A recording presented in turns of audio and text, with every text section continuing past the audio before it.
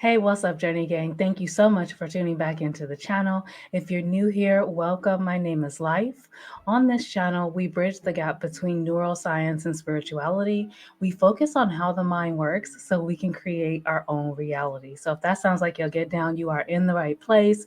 Hang out a while, subscribe if you're feeling the vibe, and then of course hit the like button and comment on any videos that resonate with you. In today's video, we're going to talk about the easiest way to understand law of assumption. I know for a lot of us, we want to be able to understand the laws that we are trying to apply into our life. I do have a video on why we shouldn't try so hard to understand the law. We should just go ahead and use it. But for those of us who want to try and understand the law, this is going to be one of the most simple ways to understand this law. Are you ready? Whether you think you can or you think you can't, you're right. Now, I know some of you guys just clicked right off the video. Like, I know she is not over here telling me stuff I already know.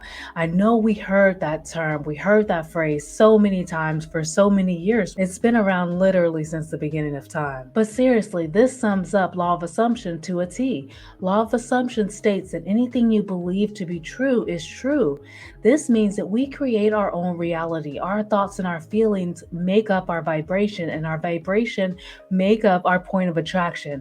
I don't know how many more ways I can tell you the same thing, that thoughts become things. So what I'm trying to get you guys to understand is that your expectations, what you think and feel, is what's creating your reality.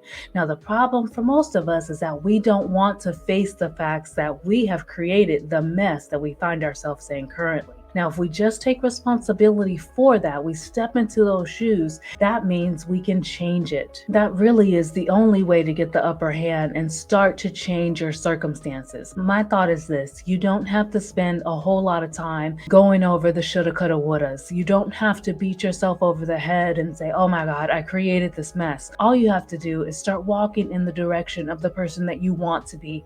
Start thinking and feeling like the person who you dream of being.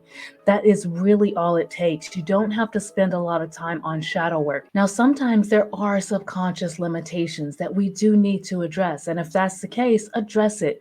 I suggest that you change the meaning you give those circumstances. If you have things in your past that are creating limiting beliefs for you, make a daily habit of saying, I release any patterns in my consciousness that are creating resistance to my growth.